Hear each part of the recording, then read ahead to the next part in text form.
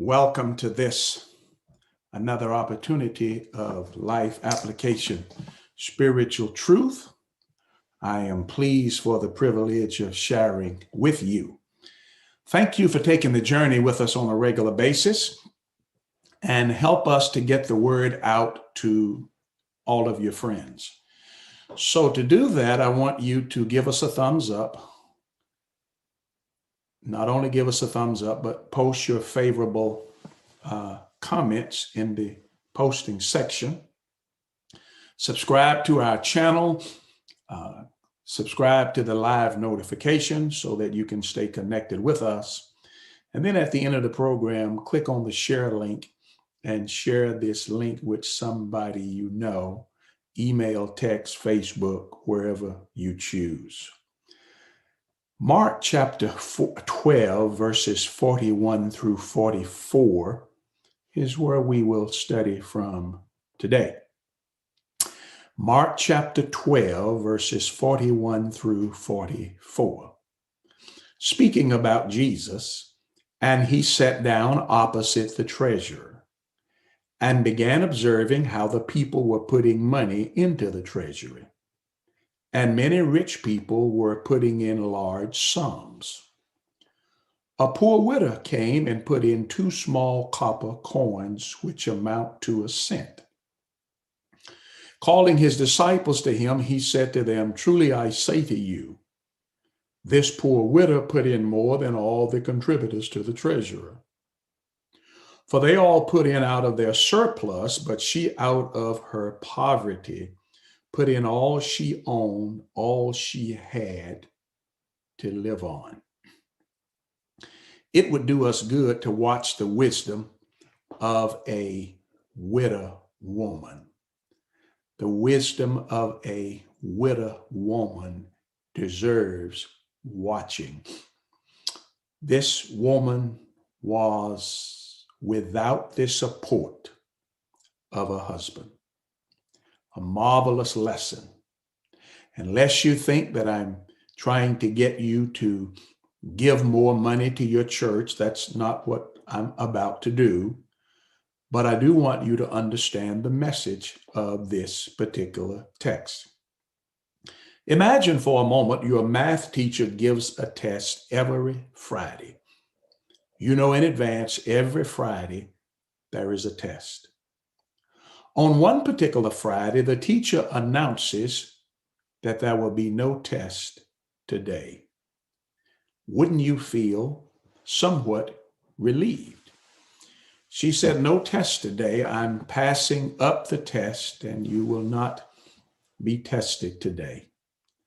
No doubt many of the students would shout internally for joy. They are relieved. The anxiety that plagues them every Friday has vanished away.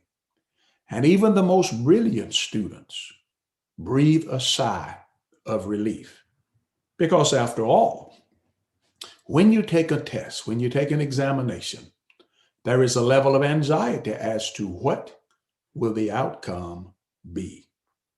So after the teacher tells you that there will be no test today, and all of the students have expressed a sigh of relief, their anxiety has evaporated away, then the teacher tells the class what the 10 questions that would have been on the test were. Now, since there is no test, there will be no grade given for this day, because test is the way that the grade would be determined. So the teacher then tells the class what the 10 questions that would have been on the test, what they would be. And when she tells you what the questions would have been, you know very well the complete answer to each question. Now you don't feel so overjoyed because you're in good standing. But guess what? You would have been in better standing had you taken the test. You would have had an opportunity to share the wisdom that you had accumulated. So now you don't feel overjoyed. You're still in good standing, but you don't feel overjoyed. There's a reason for that. We give much to our spouses, our children, our church, our community. How does God measure what we give? There are a number of different ways that we measure.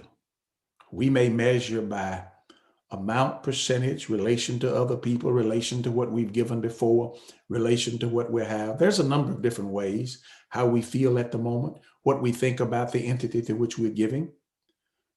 But how does God measure what we give? How does God measure that? How does God look at the contribution, whatever it is, or to wherever the gift is given? Anytime something is given, God's aware. So how does he evaluate our giving? And does he evaluate it the same way we do? God measures what we give. It doesn't go unnoticed. Matter of fact, Jesus said to his disciples once that what you've given or what you've done to the least of mine, you've done it to me. And then he went on to say that if you give a gift to a prophet, you get a prophet's reward. So God does evaluate. Now, God's measurement will either compliment us for what we have given, or it will challenge us to give differently. He will compliment us for what we have given, or he will challenge us to give differently. In the text that I've read, Mark chapter 12, verses 41 through 44, Jesus observed how people gave into the temple treasure. It's interesting to note how many of Jesus's teachings centers around money. Over and over again. As a matter of fact, some have argued, and accurately so, that Jesus taught more about money than he did about love, faith, or any of those. Over and over again, he was teaching about money. And when he taught about love and faith and mercy and those, he often used financial teachings to illustrate the points that he was making. But how would he measure your giving? How would God measure it? Compliment or challenge? And that's what we will find in this text. So Jesus observed how they gave into the temple treasure. He observed how that the rich gave. They gave much out of their surplus. But he also observed how this poor widow woman gave. Now follow with me closely. He observed how they gave. And after observing, he evaluated their giving. So don't think that your giving goes unnoticed. Do not think that your giving goes unevaluated. Don't think that your giving goes unappraised. And I'm not talking about human beings. I'm talking about by God. God evaluates, he appraises, he assesses our giving. So after Jesus observed their giving, he then evaluated their giving, but he didn't stop there. He then reported his findings to the disciples. Now, what would you think if you were in a public place and you made a donation, you gave a contribution, and the person observing called people together and reported what you gave? Would you feel complimented or would you feel challenged? Jesus observed her giving. He observed the rich giving. He evaluated the giving, and then he reported his findings to his disciples. Later, he endowed Mark to record his report for future disciples so that you and I could read about it. Now, isn't that amazing? He observed what they gave. He evaluated what they gave. He reported to his disciples what they gave, and then had it recorded so future disciples in generations to come could read about what had taken place. Obviously, giving may have been a personal matter, but it was not private. Jesus did not keep this woman's giving private. And I know many think my giving is personal and private. Really? This woman's giving was not private. Had it been private, Jesus could have never talked to his disciples about it. Had it been private, he would have never even looked to see what it is she was giving. And he definitely would not have had it recorded in scripture so that successive generations could read about it. So Jesus, my friend, observed their giving, evaluated it, reported it, and had it recorded. All of that suggests to me that we need to evaluate our own personal financial contribution. Notice I did not say that you need to evaluate someone else's contribution. Neither did I say someone else need to evaluate your contribution. But I did say we need to evaluate our own personal financial contribution. Well, why should we do that? Let's consider the reasons that we will discover as we study this simply titled, Watching the Wisdom of a Widow Woman. First, I want you to know that we need to know how much of God's money we are giving to him. And you heard me exactly correct. We need to know how much of God's money we're giving to him. All of the resources that we have belongs to God. Paul, writing to the Corinthian church, raised a question. He says, what do you have that wasn't given to you? You said, but I earned this money. You did? Where did the strength and energy come from? Given to you by God, even the very life. So everything that we have has been given to us by him. So the very money that's in the bank, the money that's in your pocket, the money that's in your 401k, the money that wasted out of your pocket on the street, the money that you spent, the money that you've given, it all belongs to the Lord. Now, Jesus said that this woman had contributed more than all the other contributors. Now, notice, he said she has given more than all of them. Well, how in the world was that true? How could he say this woman has given more when she only gave a cent and these rich people had given abundantly?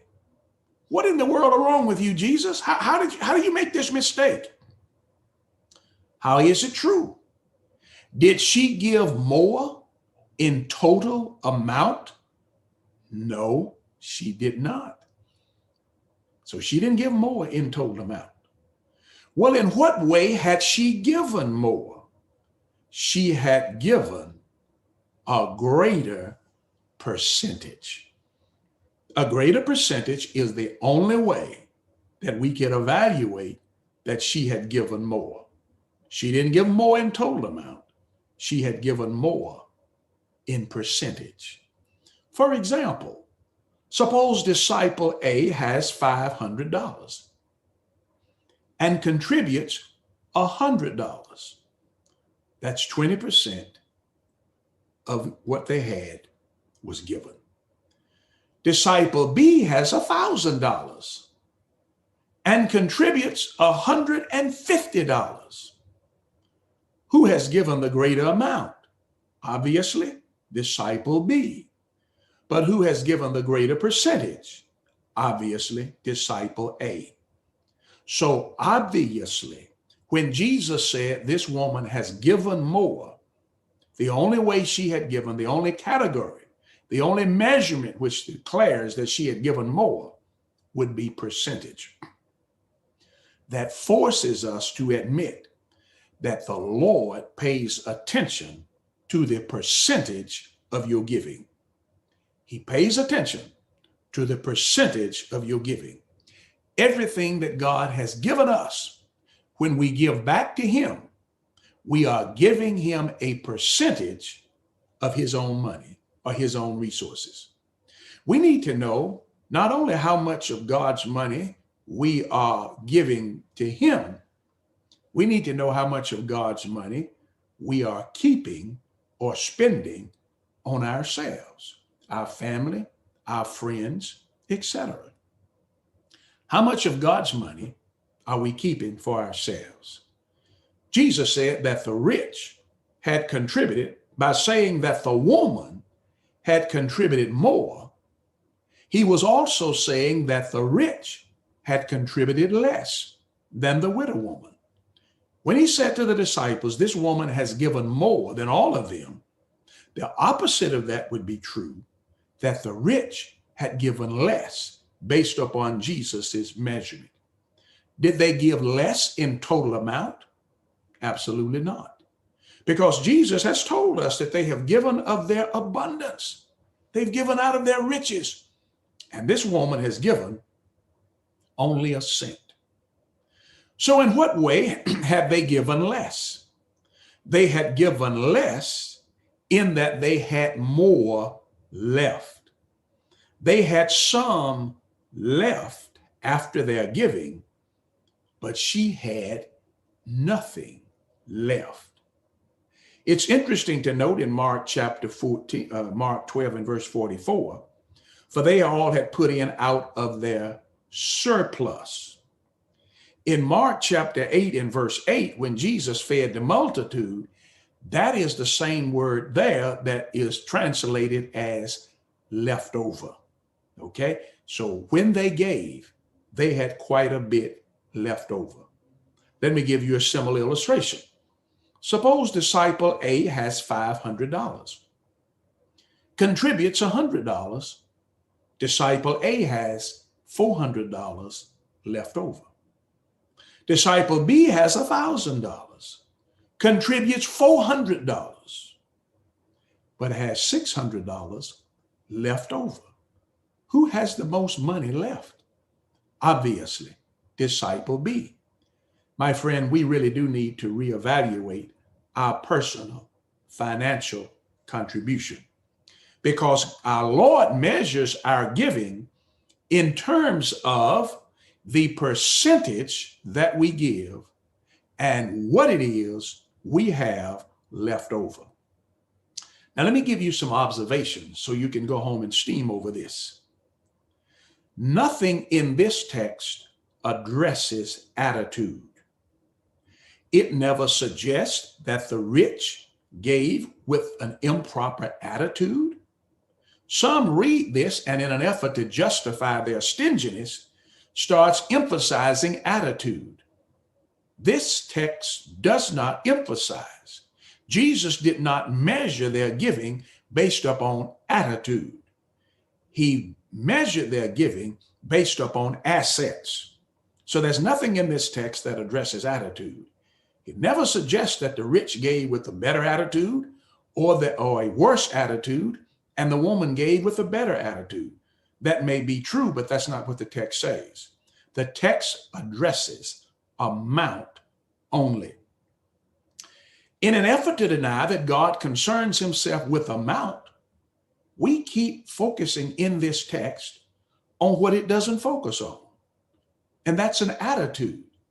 And no doubt you've heard people argue that a little given with a proper attitude is better than much given with an improper attitude. Well, here's my response to that. I suggest you give much with the proper attitude. You know, it's interesting when people of stingy nature discuss giving, they don't consider this as an option. They look at the two options: giving much with a bad attitude, giving little with a good attitude. There's a third option: giving much with a good attitude. Now, here's what I recommend you do so you can determine, what are you giving? Because this is how the Lord looks at it. He looks at the percentage. So determine the percentage of your gross income you are keeping or spending on yourself. Just take your monthly contribution and divide it by your total income. If you make $10,000 a month and you give $1,000, divide the 1,000 by 10,000, 10%. That's what you're giving. I mean, that's what you are keeping.